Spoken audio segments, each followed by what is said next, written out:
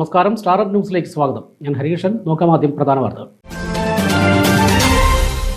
വടക്കഞ്ചേരിയിൽ കുടുംബനാഥനെ തട്ടിക്കൊണ്ടുപോയ സംഭവം 3 പേർ പിടിയിൽ.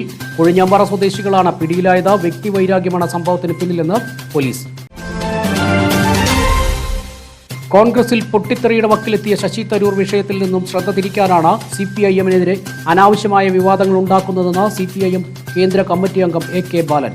BJP-യുടേത് ഫാസിസ്റ്റ് സർക്കാരാണെന്ന് CPIM ഒരു കാലത്തും അഭിപ്രായപ്പെട്ടിട്ടില്ലെന്നും AK ബാലൻ.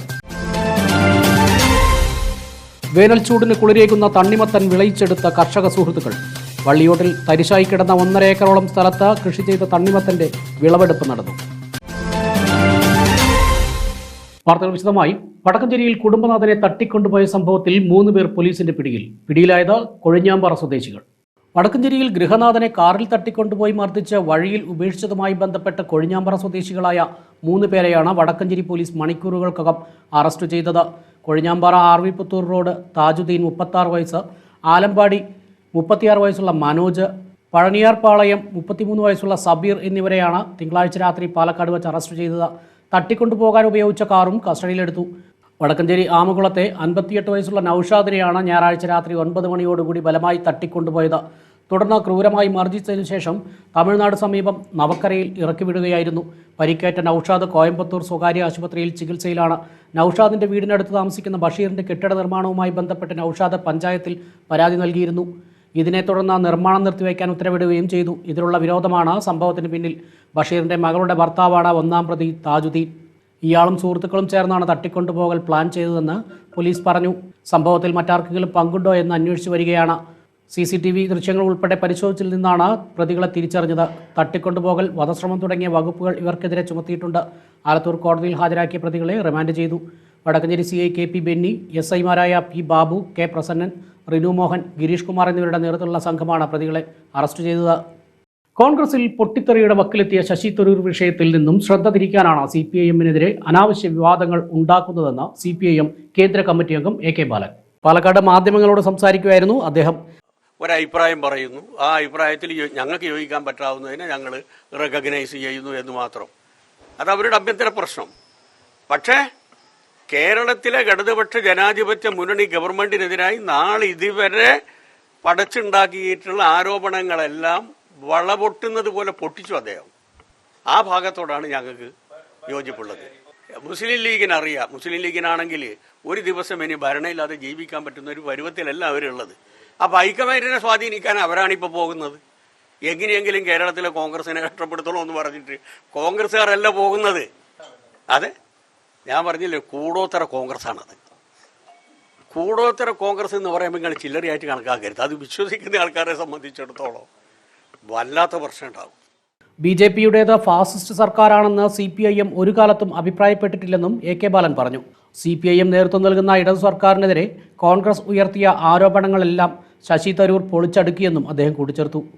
വേനൽ ചൂടിന് കുളിരേകുന്ന തണ്ണിമത്തൻ വിളയിച്ചെടുത്ത കർഷക സുഹൃത്തുക്കൾ.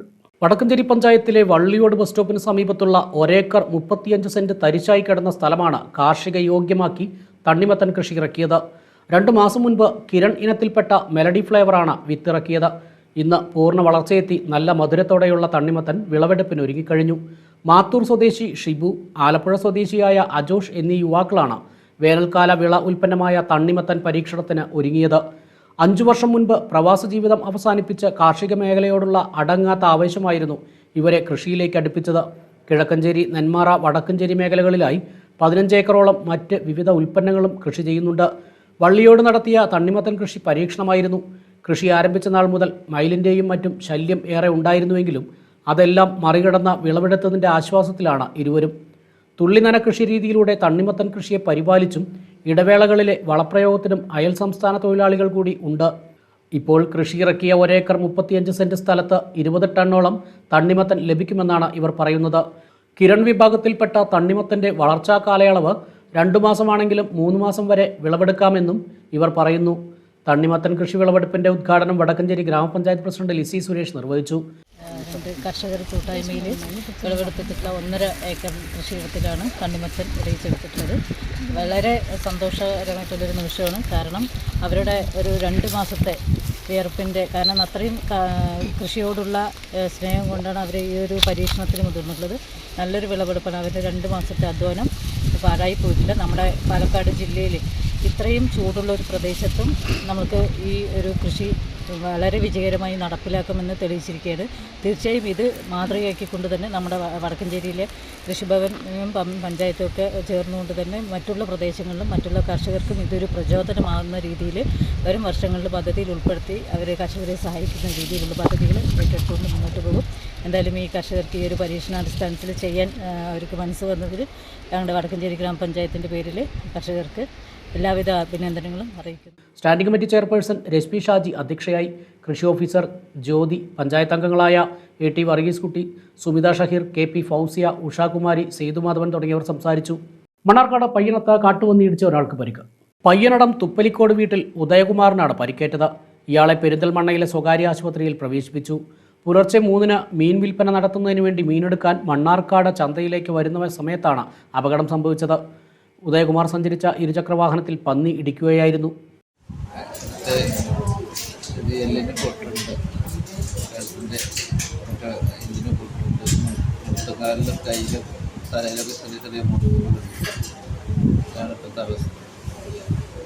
ഇത് എവിടെ വെച്ചിട്ടാണ് സംഭവിച്ചിരുന്നത്?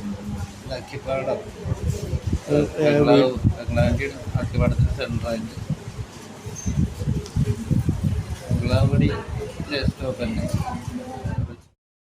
മറ്റു വാർത്തകളിലേക്ക്. പാലക്കാട് മുണ്ടൂർ പഞ്ചായത്ത് 12-ാം വാർഡ് കീഴ്പ്പാടത്ത് നടന്ന ഉപതെരഞ്ഞെടുപ്പിൽ LDF സ്ഥാനാർത്ഥിക്ക് വിജയം.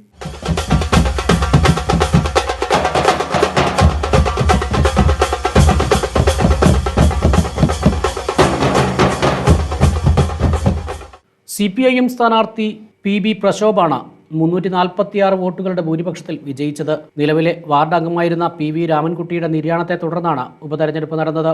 കഴിഞ്ഞ തവണ 246 വോട്ടിന്റെ ഭൂരിപക്ഷമാണ് ലഭിച്ചിരുന്നത്. LDF സ്ഥാനാർത്ഥി പ്രശോഭിന് 732 വോട്ടുകളാണ് ലഭിച്ചത്. BJP സ്ഥാനാർത്ഥി PV പ്രകാശന് 386 വോട്ടുകൾ നേടി 2-ാം സ്ഥാനത്തെത്തി. 125 വോട്ട് ലഭിച്ച UDF സ്ഥാനാർത്ഥി TM ഷംസുദ്ദീൻ 3-ാം സ്ഥാനത്തായി. പഞ്ചായത്തിൽ ആകെയുള്ള 18 വാർഡിൽ LDF 13, BJP 3, UDF 2 എന്നിങ്ങനെയാണ് കക്ഷിനില. ആശാവർക്കർമാർക്ക് ഐക്യദാർഢ്യം പ്രഖ്യാപിച്ച് കിഴക്കഞ്ചേരി മണ്ഡലം കോൺഗ്രസ് കമ്മിറ്റി പന്തംകൊളുത്തി പ്രതിഷേധിച്ചു.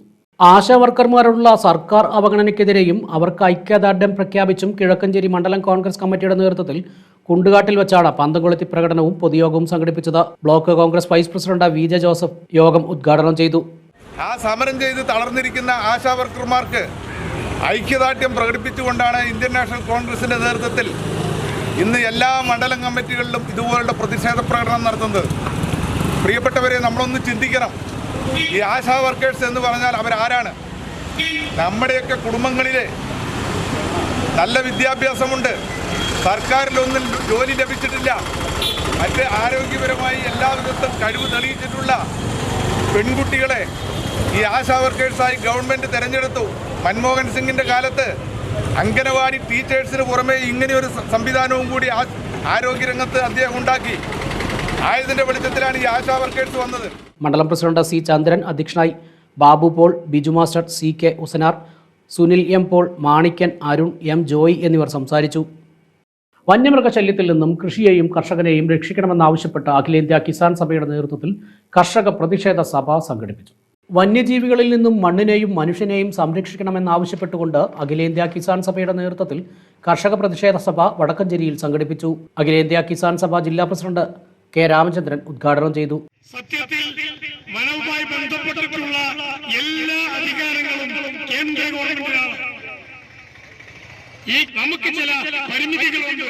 അല്ലെങ്കിൽ കേരളത്തിൽ കർഷകരും ഈ ഒന്നും അറിയാത്ത മലയോര പ്രദേശങ്ങളിൽ ജീവിക്കുന്നവർക്കും ഇങ്ങനെ അപകടവും അതിങ്ങനെ ദാരുണമായ അന്ത്യവും സംഭവിക്കുമ്പോൾ ഈ കേരളം നോക്കിക്കൊണ്ടിരിക്കുമെന്ന് നമുക്ക് സംശയിക്കേണ്ട കാര്യമുണ്ടോ?